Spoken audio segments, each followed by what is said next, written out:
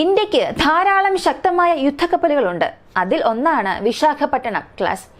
നമ്മൾ ഈ ക്ലാസിന് കീഴിൽ 30 യുദ്ധക്കപ്പലുകൾ നിർമ്മിക്കാൻ പോകുന്നു. അവയ്ക്കെല്ലാം അത്യാധുനിക സാങ്കേതിക വിദ്യയുണ്ട്. ഈ യുദ്ധക്കപ്പലുകൾ വളരെ ശക്തമാണെങ്കിലും സമാനമായ ചിലവും ഭാരവുമുള്ള മറ്റു യുദ്ധക്കപ്പലുമായി താരതമ്യം ചെയ്യുമ്പോൾ ഈ യുദ്ധക്കപ്പലുകൾക്ക് ചെറിയ അളവിലുള്ള മിസൈലുകൾ മാത്രമേ വഹിക്കാൻ സാധിക്കൂ. ഉദാഹരണത്തിന് അമേരിക്കയുടെ ആർലിബർഗ് ഡെസ്ട്രോയറിന് ഏകദേശം 90 മിസൈലുകൾ വഹിക്കാൻ സാധിക്കും. എന്നാൽ നമ്മുടെ വിശാഖപട്ടണം ക്ലാസുമായി താരതമ്യം ചെയ്യുമ്പോൾ ഉപരിതല യുദ്ധത്തിന് 16 VLSഉം വ്യോമവിരുദ്ധ യുദ്ധത്തിന് 32 VLSഉം മാത്രമേ വഹിക്കാൻ സാധിക്കൂ. ഇന്നത്തെ വീഡിയോയിൽ നമ്മുടെ എതിരാളികളായ ചൈനയുടെയും അമേരിക്കയുടെയും യുദ്ധക്കപ്പലുമായി താരതമ്യം ചെയ്യുമ്പോൾ എന്തുകൊണ്ടാണ് ഇന്ത്യയുടെ യുദ്ധക്കപ്പലുകളിൽ കുറവ് മിസൈലുകൾ വഹിക്കുന്നത്, ഇതാണ് ഇന്ന് നമ്മൾ വ്യക്തമായി കാണാൻ പോകുന്നത്.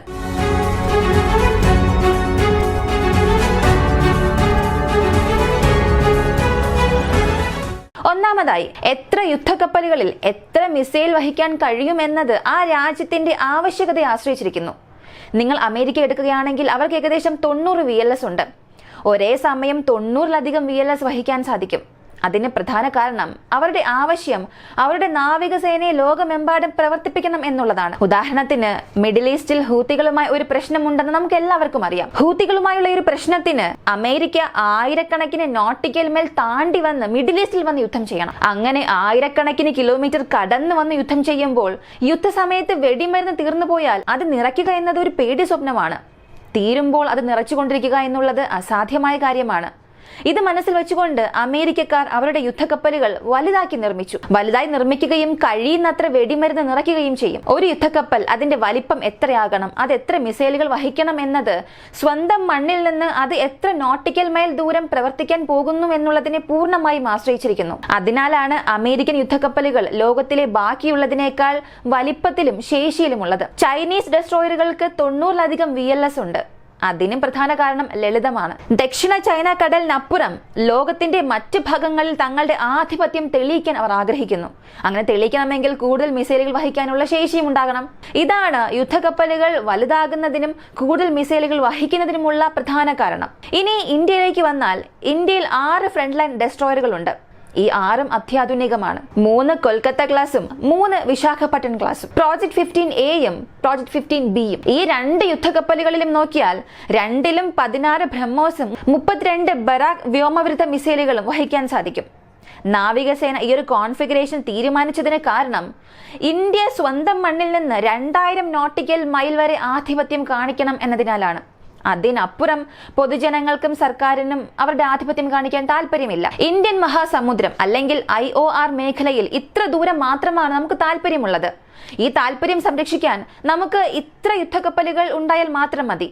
ഇതിനപ്പുറം യുദ്ധക്കപ്പലുകൾ നിർമ്മിച്ചാൽ നമുക്ക് പണച്ചിലവ് കൂടുതലുണ്ടാകും. മാത്രമല്ല ഈ മേഖലയിൽ ഇത്രയധികം പ്രയത്നിക്കേണ്ട ആവശ്യവുമില്ല. അതിനാലാണ് അത്യാധുനിക യുദ്ധക്കപ്പലുകളുടെ വലിപ്പവും ശേഷിയും കുറഞ്ഞത്. മറ്റൊരു കാര്യം, അമേരിക്കൻ ചൈനീസ് കമ്പനികൾ അവരുടെ യുദ്ധക്കപ്പലുകൾ നിർമ്മിക്കാൻ ധാരാളം പണം ചിലവഴിക്കുന്നുണ്ട്. നമുക്കങ്ങനെ ചിലവഴിക്കാൻ കഴിയില്ല. വെറും 16 VLSകൾ ഉപയോഗിക്കാൻ 16 മിസൈൽ നിർമ്മിക്കേണ്ടതുണ്ട്. ഓരോ ബ്രഹ്മോസിന്റെയും വില ദശലക്ഷക്കണക്കിന് വരും. ഈ ബ്രഹ്മോസ് നിർമ്മിക്കുന്നതിന് നിർമ്മാണ സമയവും കൂടുതലാണ്. നമ്മുടെ 6 ഫ്രണ്ട് ലൈൻ യുദ്ധക്കപ്പലുകളിലുള്ള ബ്രഹ്മോസിന്റെ എണ്ണം കണക്കാക്കിയാൽ ഒരു കപ്പലിന് 16 ബ്രഹ്മോസ് ഉണ്ടെങ്കിൽ 6 കപ്പലുകൾക്കും ചേർത്ത് അത്രയും ബ്രഹ്മോസ് നിർമ്മിക്കേണ്ടി വരും. ഇവ നിർമ്മിച്ച് നമ്മുടെ യുദ്ധക്കപ്പലുകളിൽ എത്തിക്കാനും ധാരാളം പണം, കോടികൾ ചിലവഴിക്കേണ്ടി വരും. ഇനി ബ്രഹ്മോസ് ഈ 6 ഫ്രണ്ട് ലൈൻ യുദ്ധക്കപ്പലുകളിൽ മാത്രമല്ല ഉള്ളത്. ഇതിനപ്പുറം നിരവധി ഡെസ്ട്രോയറുകളിൽ ബ്രഹ്മോസ് ഉണ്ട്, അന്തർവാഹിനികളിൽ ബ്രഹ്മോസ് ഉണ്ട്, തീരദേശ ബാറ്ററികളിലുണ്ട്, ഇന്ത്യൻ നാവികസേനയുടെ ചില എയർബേസുകളിലും ബ്രഹ്മോസ് ഉണ്ട്. അതിനാൽ നേവിക്ക് പലയിടത്തും ബ്രഹ്മോസ് ഡെസ്ട്രോയറുകളെ നിർത്താനുള്ള ഓപ്ഷൻ ഉള്ളപ്പോൾ ഈ പ്രത്യേക കപ്പലുകളിൽ VLSന്റെ എണ്ണം കൂട്ടിച്ചെയ്യേണ്ട ആവശ്യം ഇല്ല എന്നതാണ്. മറ്റൊരു കാര്യം, സുഖോയ് Su-30യിൽ പോലും നമുക്ക് ബ്രഹ്മോസുകളെ വയ്ക്കാൻ സാധിക്കും. അതുവഴി 2000 കിലോമീറ്റർ ദൂരത്തിൽ ഏതൊരു വസ്തുവിനെയും ബ്രഹ്മോസ് മിസൈലിനെ കൊണ്ട് നശിപ്പിക്കാൻ സാധിക്കും. അതിനാൽ നാവികസേനയുടെ ആവശ്യകതയായ ഈ 2000 നോട്ടിക്കൽ മൈൽ എന്നത് കപ്പലുകളെ കൊണ്ട് മാത്രം നേടണമെന്നില്ല. ആൻഡമാനിലും നിക്കോബാറിലും നമുക്ക് ബ്രഹ്മോസ് ഡെസ്ട്രോയറുകളെ നിർത്താൻ സാധിക്കും. ഇങ്ങനെ നിരവധി മാർഗങ്ങളിലൂടെ നമുക്ക് വില കുറവിൽ ബ്രഹ്മോസ് ഡെസ്ട്രോയറുകളെ വയ്ക്കാൻ കഴിയും എന്നുള്ളപ്പോൾ ഒരു യുദ്ധക്കപ്പലിൽ 16-ലധികം ബ്രഹ്മോസ് സംയോജിപ്പിക്കുക എന്നതിന്റെ ആവശ്യകതയേ ഇല്ല. അതുകൊണ്ടാണ് ഇന്ത്യൻ യുദ്ധക്കപ്പലുകൾ ഭാരത്തിലും കുറവ്, ഫയർ പവറിലും കുറവ്. ബറാക്ക് 8 ഇസ്രായേലും ഇന്ത്യയും ചേർന്ന് സൃഷ്ടിച്ച ഒരു വ്യോമ പ്രതിരോധ സംവിധാനമാണ്.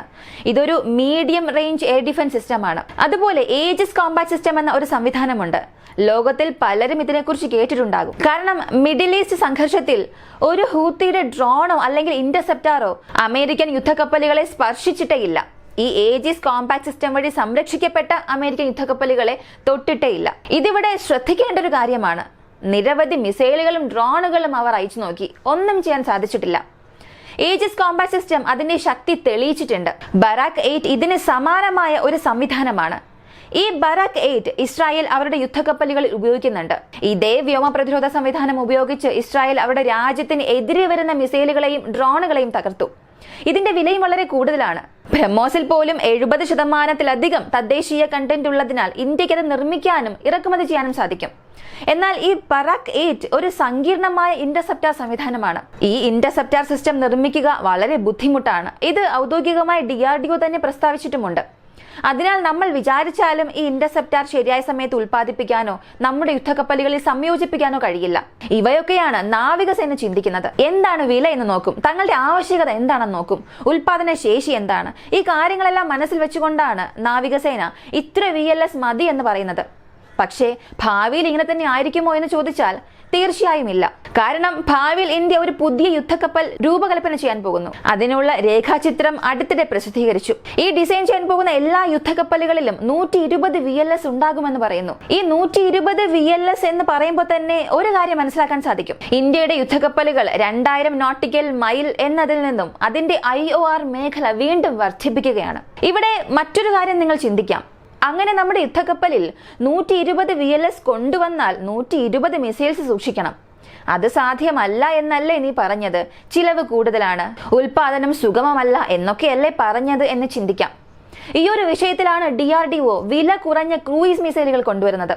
ബ്രഹ്മോസിനപ്പുറം വില കുറഞ്ഞ രീതിയിൽ DRDO ധാരാളം മിസൈലുകൾ പരീക്ഷിക്കുന്നുണ്ടെന്ന് നമുക്ക് എല്ലാവർക്കും അറിയാം. അങ്ങനെ പരീക്ഷിച്ച് അതിൽ വിജയിക്കുന്ന ഒരു മിസൈലിനെ കൂടുതൽ ഉൽപ്പാദിപ്പിച്ച് ഈ 120 VLS ഉള്ള യുദ്ധക്കപ്പലിൽ സൂക്ഷിക്കും.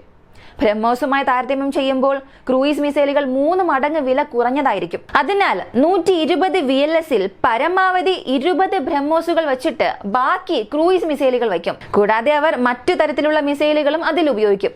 കാരണം ഈ 120 VLS അവർ രൂപകൽപ്പന ചെയ്തിരിക്കുന്നത് യൂണിവേഴ്സൽ VLS എന്ന ആശയത്തിലാണ്. VLS എന്ന് പറഞ്ഞാൽ വെർട്ടിക്കൽ ലോഞ്ചിങ് സിസ്റ്റം. ഇതൊരു വെർട്ടിക്കൽ ലോഞ്ച് ട്യൂബ് പോലെയാണ് ഉള്ളത്.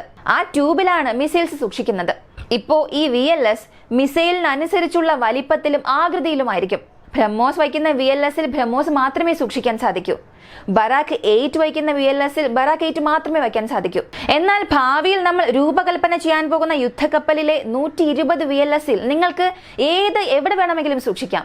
ഏത് മിസൈൽ വെച്ചാലും അതിനനുസരിച്ചുള്ള ഡയമെൻഷനിൽ അത് മാറും. അതിനാൽ യൂണിവേഴ്സൽ VLS എന്ന ആശയത്തിലാണ് ഭാവിയിൽ നമ്മൾ സൃഷ്ടിക്കാൻ പോകുന്നത്. അപ്പോ ഈ യുദ്ധക്കപ്പലിൽ നിങ്ങൾക്ക് എത്ര ബ്രഹ്മോസ് വേണമെങ്കിലും സൂക്ഷിക്കാം. നിങ്ങൾക്ക് എത്ര നിർഭയ് ക്രൂയിസ് മിസൈലുകൾ വേണമെങ്കിലും സൂക്ഷിക്കാം. നിങ്ങൾക്ക് ആവശ്യമുള്ള അത്ര കപ്പൽ വിരുദ്ധ മിസൈലുകൾ അല്ലെങ്കിൽ നിങ്ങൾക്ക് ആവശ്യമുള്ളത്ര ബറാക്ക് 8 സൂക്ഷിക്കാം. ഓരോ ദൗത്യത്തിന്റെയും ആവശ്യകത അനുസരിച്ച് നിങ്ങൾക്കത് ക്രമീകരിക്കാം. ഇതാണ് ഭാവിയിലെ യുദ്ധക്കപ്പലിലെ പ്രധാന അപ്ഡേറ്റ്. അതിനാൽ പുറത്തുനിന്ന് നോക്കുമ്പോൾ ഇത്ര VLSകൾ മാത്രം വെച്ച് നമുക്ക് ചൈനയോട് യുദ്ധം ചെയ്യാൻ കഴിയുമോ എന്ന് ചിന്തിക്കാൻ കഴിയില്ല. നമ്മുടെ ആവശ്യകത എന്ത്? നമ്മുടെ ഭൂപ്രദേശങ്ങൾ എങ്ങനെയുള്ളതാണ്? ഭൂപ്രദേശത്തിനനുസരിച്ച് പ്രതിരോധത്തെ എങ്ങനെ ക്രമീകരിക്കാം? ഇങ്ങനെ വളരെയധികം കാര്യങ്ങളുണ്ട്. ഈ കാര്യങ്ങളെല്ലാം മനസ്സിൽ വെച്ചുകൊണ്ട് മാത്രമേ നമുക്കൊരു തീരുമാനത്തിലെത്താൻ സാധിക്കുകയുള്ളൂ. പ്രായോഗികമായി പരിഗണിക്കേണ്ട നിരവധി കാര്യങ്ങളുണ്ട്. ഈ ഒരു വീഡിയോയെ കുറിച്ചുള്ള നിങ്ങളുടെ അഭിപ്രായം എന്താണെന്നുള്ളത് പറയുക. ഭാവിയിൽ ഇന്ത്യ നിർമ്മിക്കാൻ പോകുന്ന യുദ്ധക്കപ്പലിലെ VLS ക്രമീകരണത്തെ കുറിച്ചുള്ള നിങ്ങളുടെ അഭിപ്രായം കമന്റിൽ പറയുക. വീഡിയോ ഇഷ്ടമായാൽ ലൈക്ക് ചെയ്യുക, ഷെയർ ചെയ്യുക.